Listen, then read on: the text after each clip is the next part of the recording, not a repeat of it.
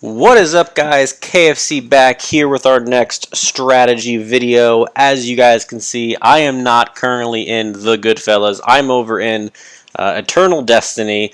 Anyone watching this videos probably knows why I'm over here at this point in time. The Goodfellas and Eternal Destiny have come together and have made a sort of an alliance for future arranged wars. And it's something that the Goodfellas are really excited about. Clash Royale is dead to me, but I am recording on the phone, so if I get any inappropriate text from the girlfriend, blame her. So the Goodfellas and Eternal Destiny, two high-level war clans. With Eternal Destiny, it really came down to the fact that they have a lot of Town Hall 11s at the top of the map, and then there's a huge gap of Town Hall 10s. And then followed by a bunch of Town Hall 9s. So they needed some 10s. We could use some 11s. So, the power of both of these clans, we should be able to match almost anybody.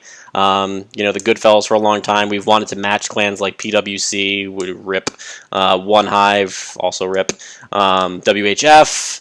Clans like that are ones that we want to be able to match with, but since we don't have the appropriate town hall numbers, sometimes we can't get those matches. So now that we have this partnership, hopefully we will be able to do stuff like that. So this was our first war. We sent a couple of guys over to Eternal Destiny for an arranged war against Shadow Ravens. Unfortunately, the war did not go in Eternal Destiny's favor, losing 82 to 82. Not going to do a recap of the war. What I really want to do, since the Eternal Destiny guys really don't know me very well, is I want to provide a little bit of content in terms of things that I think are super important to a high-level war clan that I maybe saw in this war that weren't quite there yet. So hopefully everything in this video is taken as a productive way to make us all kind of better. But there's usually one or two things in an arranged war that I kind of latch on to as we can never, ever do this. And there was one thing in this war that I want to sort of highlight. So again, not a complete war recap video. Instead, completely focused on sort of getting better.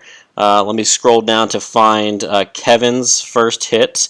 So Kevin's first hit, Kevin's a co-leader in Eternal Destiny, and he went in on this base, fresh hit, 30-30 heroes, bringing HGHB. I'm going to kind of 4x the base because we're going to kind of go through a cleanup process and some things that I saw that were not quite right with the cleanup process. So let's first look at, we already know that the raid ends with a 99%. So let's go ahead and watch here as Kevin sort of makes his entry here. Good angle, I feel, for the HGHB portion to go in through.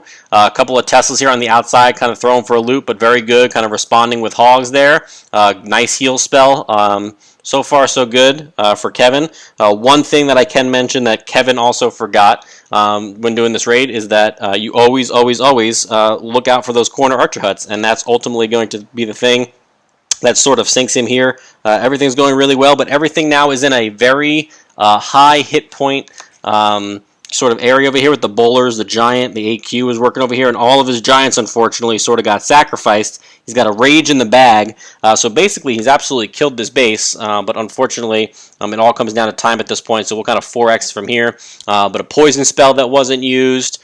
So when you have a 99% like this, Troll Tesla there, and that's very important, okay? So there was a Troll Tesla right here next to the P.E.K.K.A statue, and that's going to become into play in future replays. So going through the motions here, he continues to make work. He's got full health heroes, and unfortunately, Kevin just not bringing a corner archer is going to sink him here because he's going to get in, he's going to get the 99, and the corner archer hut is going to doom him here. And so one of the things that I always like to mention, you got 3 minions in the army comp. In no situation is the minion more important than just dropping 1 minion, bringing 2 archers. You just have to do it. Could make an argument as well the jump spell wasn't really needed since the rage spell wasn't utilized.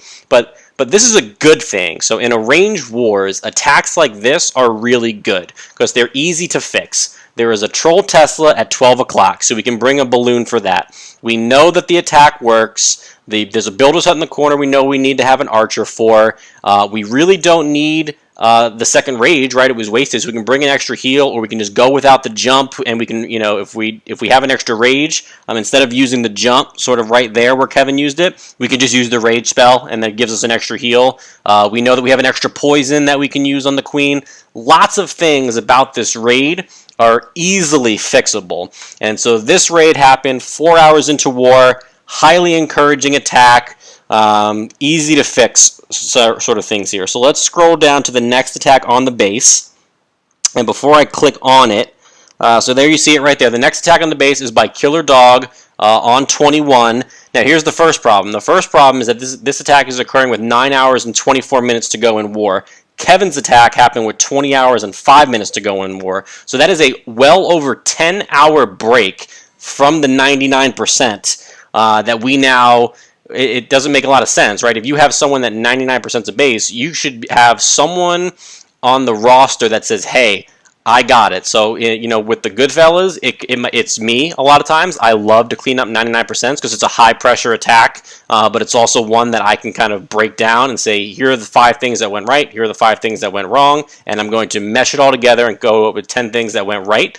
So for members in Eternal Destiny that get a chance to watch this video, one of the things that I always encourage guys in Goodfellas to think about is, who are you in war? What is your identity? Are you a fresh hit killer that goes in 2 fresh hits no matter what? Are you always going to be cleaning up and sort of doing that at a really high level? What is it that your goal is going to be?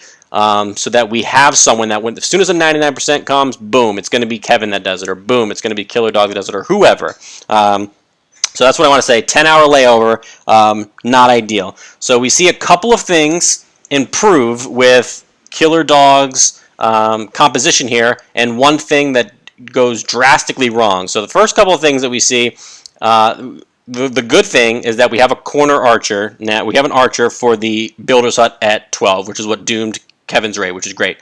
Problem is that the hero levels are hugely different. 30-30 to 16-16 is a massive, massive difference to bring essentially the same army. And then the final thing, which is the most important, is that there is no balloon in the composition. You just have to bring a balloon. We know the Troll Tesla popped when we saw it in the previous replay. Now, you can make an argument, hey, what if the Troll Tesla has a Seeking Air Mine right next to it, and that's never going to be revealed in a ground attack? That's fine.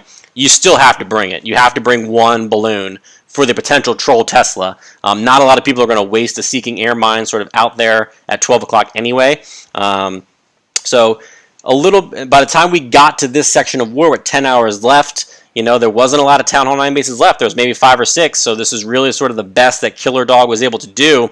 But with 16-16 heroes, you can make the argument that someone like Killer Dog shouldn't have an attack left with 10 hours to go in war. At that point, war had been started for 14 hours. The 16-16 has to go, because when the 16-16 99% is a base, it's a lot easier for a 25-25, 30-30, whatever, to go in right afterwards. 16-16, cleaning up a 30-30, not ideal. We're just going to kind of sort of fast forward through this raid. A good piece of knowledge there that Baby Dragon hit a Seeking Air Mine. We did not see that before. Here's another interesting thing about Killer Dog. We know that the first angle worked, and he's changing angles for this attack.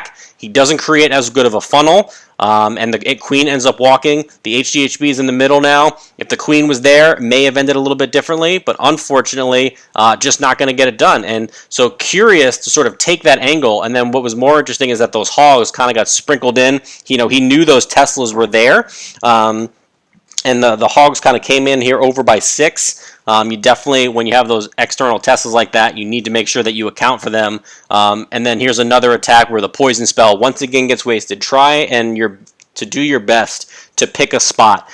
Poison the CC, poison the queen. Boom. It's 2 instant. You don't have to worry about it. You've got them kind of locked in before you even go. Some people like to do a poison trail to do an AQ walk. Whatever it is, just make your decision beforehand. Better than leaving one sort of in the reserves here. So let's scroll down to the next hit on this base, which was Tim going in on 21. So Tim, he does bring a balloon for the Troll Tesla. The problem is that he brought 14 balloons for the Troll Tesla, and by that I mean that he actually just changed the army composition. Possible difference here, between maybe ED leadership and TGF leadership, you cannot, and I cannot overemphasize this enough, you cannot bring an air composition to a 99% replay because the original replay was not air. Is it a good shattered base? I don't know. It kind of creates an awkward standard just because, if obviously if Tim attacked this base first and he hits it with a shattered Laloon and he ends up 99%ing it, the guy that goes in with HDHB would kind of get a slap on the wrist too and say, hey, you can't do this. You have to go in with shattered. Like, we know what the replay says. So, but again, possibly just different philosophies. But we know that the replay worked, and so this is taking a much different approach. So I'd actually would disagree with the bringing air on this base. I assume that he's going to come from the bottom right just because you can easily see why someone would want to bring a shattered here. There's 2 air defenses, boom, boom. There's a sweeper. You can get to the queen, the clan castle, possibly snipe an expo, kind of jump sort of right here to get to that air sweeper. And then, the shadow portion should take out the backside. So I don't mind the scout. I think it's a decent scout, especially since you'll get all these Teslas on the entry. I should also probably just press play to make sure that that is the angle that he in fact took, because if he took a different angle, I would probably disagree with the strategy.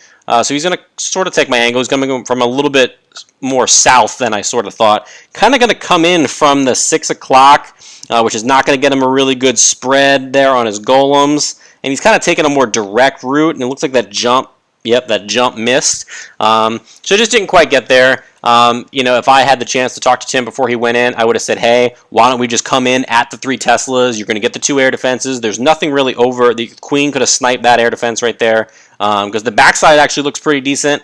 There you see the shattered portion go down. 50% of the base was accomplished, so sort of what I was hoping the kill squad would accomplish, it did. Or the air portion accomplished what I expected it would, but the ground portion really sort of let him down in this attack. So good try, Tim, and maybe a potential discussion for ED leadership in terms of how ground attacks that finish in 99% should be dealt with if someone wants to hit it with air. So I'm going to scroll to the next attack here. It was done by Lulu.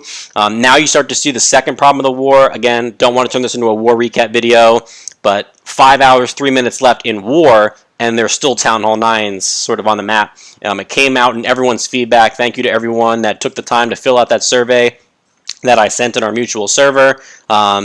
Overwhelmingly, everyone said, hey, Town Hall 9's got to get done quicker. So, like I said, not doing a war recap, just doing a cleanup video and kind of pointing out little mistakes here. First things first, before you even look at anything else, you look at the composition, you notice that there's no balloon. Okay, so cannot reinforce enough. Troll Tesla needs balloon. You have the corner archer. That's fantastic. HGHB, we know it works in the base, but without the loon, it really does kind of put a damper on the replay that Kevin was able to provide. Same spell composition. Again, looking at Kevin's replay, I would argue that the jump wasn't needed. But you kind of watch Lulu's attack here, gonna go through the same angle as Kevin. So a lot of what we're doing is good. We're clearly following the replay in a lot of these situations, but just not quite getting those little details down, right? Because obviously, if we were following the replay 100%, there'd be a balloon in the composition. As you see here with Lulu, kind of the funnel just breaks. The queen goes left, the bowls go right. Everything kind of goes all over the place. And 2 spells ultimately end up being in the bag, a heal spell and a rage spell. With HDHB, I'm pretty aggressive with my rage spells early on, and then I'll end with heal spells for the Giants and or the Hogs. So good try there by Lulu. So as you guys can see, this was the base that gave us the most fits because it has the most replays attached to it. I'm going to scroll down to Noblebeardsman here. Also going in on 21. Once again, similar pattern, right? Brings a different spell composition, brings the 2 and 2, which I agree with. I don't agree that a jump was really needed. Brings the corner archer, doesn't bring the balloon. Gotta bring the balloon. So let's go ahead and watch Noblebeard sort of attack here. Going through the same angle, awkward giant drop there. Only drops 5 giants, still has 7 in the bag. I think his idea there was to not get those giants through fast enough because he wanted the funnel to be created. So good idea, but it's the spell composition usage I feel that kind of got him here. Didn't use that second rage early, kind of did an awkward kind of rage heal combo in 2 spots. He's going to get through a decent chunk of the base, but kind of has an awkward split by this point. His queen, unfortunately, did go down, and that's going to mean that he has a harder time punching through the end of this base. So good try there by Noblebeardman. Like I said, sometimes just be mindful of there's 2 strategies to breaking into a base. One is that you only drop 5 giants and you go a little bit slower. The other option is to try and go a little faster. So you drop those 12 giants, it puts you on a clock, and you got to be able to quickly kind of pound through the rest of those storages there. So good try there. Going to move on to our next attack, which was DD at 1 hour 54 minutes left. Where is that? There it is. So this is DD's first hit on the base. So corner archer, good. No balloon, bad. Army composition, 2 heals and a rage. That's 2 heals, a rage, and a jump, which is inconsistent. Kevin's first raid had 2 rage, a heal, and a jump. A couple of other replays had 2 rage, a heal, and a jump. A couple had 2-2. This is the first person that's doing 2 heal, 1 rage, 1 jump. So by the time we get to the 6th attack on a base, we should sort of have an agreement in terms of what is the best spell composition to sort of use here. But again, no balloon there for DD. He's going to go in. He's creating this funnel. Baby Dragon goes down. Creates it. Very nice. Everything goes in. So now we get to see, DD dropped all of his giants at first. We had the queen working there over on the left. Everything sort of goes in. Unfortunately, the bowlers break out because they're mean like that. Those Teslas there needed some hogs to prevent the bowlers from going out. But ultimately, the raid kind of ends. And look at this, is like the second attack I think I've done where we've got spells in the bag. I think it happened during Lulu's attack. We had 2 spells in the bag. You don't ever want to get to a scenario where you got 2 spells in the bag sort of near the end of the raid. Burn them early if you're going to burn them. But unfortunately, these hogs here almost get to the end. Not quite. 3 minutes and 30-second metagame, DD had it. In a 3-minute metagame, not so much. So good try there by DD. So it was at this point when I got DD on Discord, and I said, hey, hit the base again. Make sure you bring the balloon. And I kind of gave him some quick tips in terms of what I wanted to see. One thing I guess I didn't get a chance to tell him was the spell composition. I don't think I got a chance to tell him don't bring a jump. Or I think I did. I think he just didn't change his composition. I think I said bring 2 and 2. I'd have to go back and check. But either way, he brings the balloon. He's going to do he just did the stack. We just watched it, so he's going to do the same thing again. He's going to drop 5 giants, kind of create his funnel there. Unfortunately, he knew that Seeking Airmine was going to be there, but that wizard kind of gets down a little late. Queen gets down a little late. One of the things, let me restart this attack real quick. One of the things that I always like to promote is when do you drop your queen, and was it quick enough? It's one of my top things. Once you have tanking for the queen, she should be down. So let me just kind of explain here for a second. As soon as the giants go down, boom. So right here, obviously the next play is going to be to drop 4 healers, which he does right there. Okay, so at 254, we've got a cannon, an archer tower, and an expo, all locked on to those giants. Those giants aren't going down anytime soon with 4 healers on them, right? We know that we can create a pretty simple funnel on this side with a baby dragon. So there's no way that your queen is going to walk. Like the queen herself is going to be fine. She's going to pick off this army camp here. She might pick off the lab. She might go up and start working on these storages. Either way, you have a beautiful level 30 queen.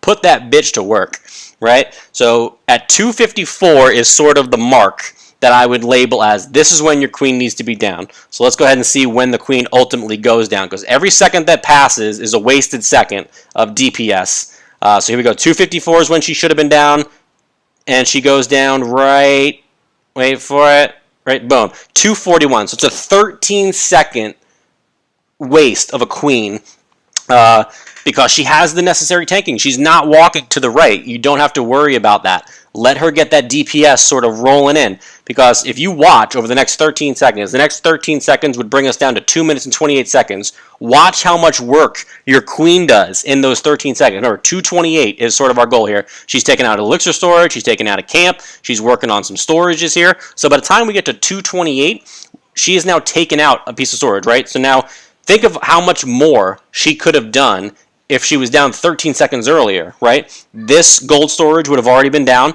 She just started working on this cannon. that lab would have already been cleared. There's so much work that she can do in such a short amount of time that we want to get as much use out of her as possible. So there go the rest of the Giants now. They're going in. Queen's going to slant that gold storage. Now she's going to go in. Everything's looking beautiful so far. Bowlers are down, but the baby dragon's hopefully going to get that lab down. So there go the bowlers. Everything's working. This would be a great time for that first rage spell, right? That I'm promoting sort of. If we don't need a jump here, we need something here.